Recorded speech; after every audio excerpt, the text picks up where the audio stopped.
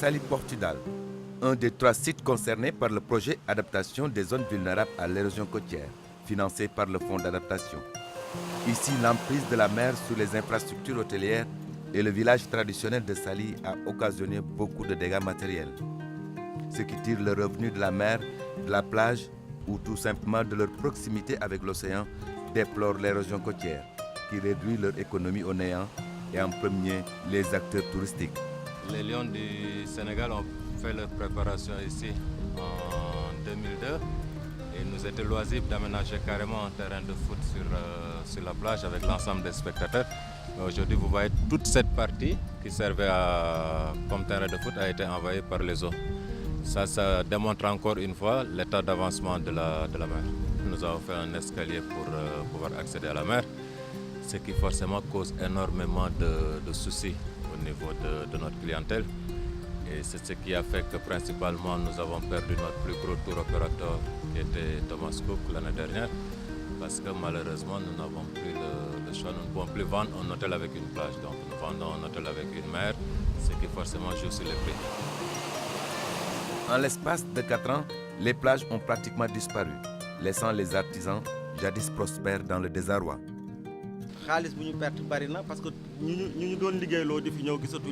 La mer a tout pris. Ici, nous recevions chaque semaine 80 à 100 personnes, mais aujourd'hui, nous ne pouvons plus dépasser la quinzaine. C'est cela notre perte. Au niveau du village traditionnel, l'impact de l'érosion est durement ressenti par les populations, essentiellement composées de pêcheurs. C'est là-bas où l'on fabriquait les pirogues, mais voyez-vous maintenant, nous sommes très éprouvés par le phénomène. Les hommes se plaignent, mais en fait, nous sommes les plus touchés. Nous n'avons plus de place pour travailler. Les débarquements se faisaient ici, mais plus maintenant. Tout ce qu'on peut faire pour nous, c'est de nous rendre notre plage telle qu'elle était. Aujourd'hui, l'annonce du projet d'adaptation crée l'espoir chez tous les acteurs cibles concernés. Mais il faut adapter les ouvrages de défense au type de dégradation littorale. Ce qui est prévu ici sur une longueur d'à peu près 1500 mètres, c'est quand même de l'ordre de 400 000 mètres cubes de sable qui vont être prélevés au large. C'est ce qu'on appelle du réensablement, de beach nourishment. Pour le projet adaptation, il s'agira de réhabiliter cette terre de transformation de poissons du village détruit par l'érosion côtière, mais également de faire une protection côtière de plus de 1500 mètres.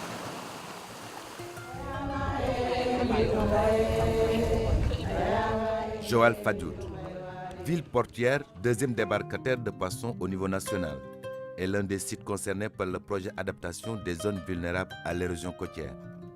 Ici, il est prévu la réfection du quai, la plus grande infrastructure économique de Joal, qui risque de disparaître avec l'érosion côtière.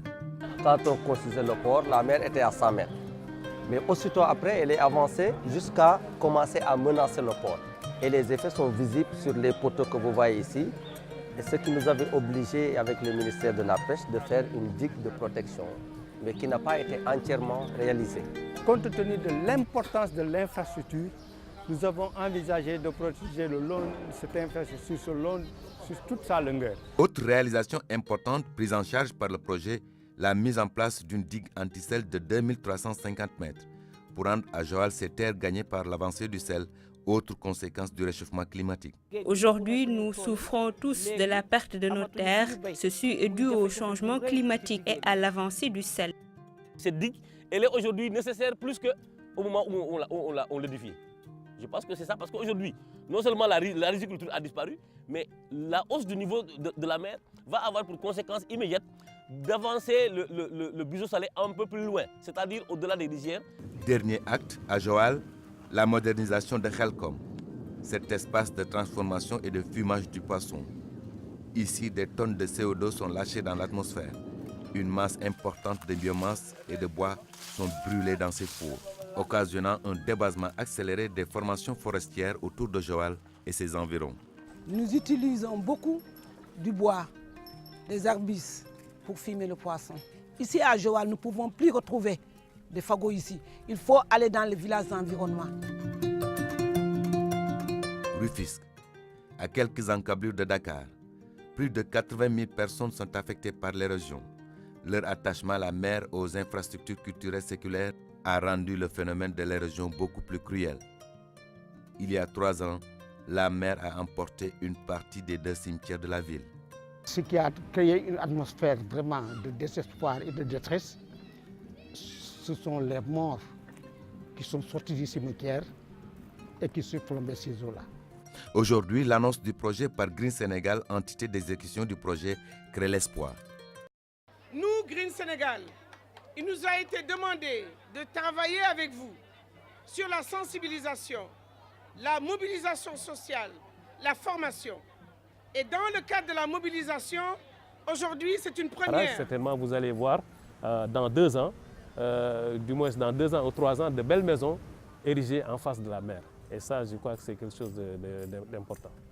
L'entité de mise en œuvre du projet Adaptation des zones vulnérables à l'érosion côtière est le Centre de suivi écologique. Le CSE se félicite d'avoir la confiance du Fonds d'adaptation et plébiscite l'accès direct. C'est la première fois donc que la communauté internationale faisait confiance à une institution nationale pour pouvoir mener des projets d'adaptation. Nous avons pris l'engagement de relever le défi au point de vue, je veux dire, dans l'exécution, aussi bien technique, administratif que financière. Pour le Centre de suivi écologique, le challenge est grand. Réussir le premier projet au monde financé par le Fonds d'adaptation. L'espoir est déjà perceptible chez les communautés concernées et dans 2 années, le littoral aura un nouveau visage. Le projet pilote, une parfaite réussite, un exemple reproductible.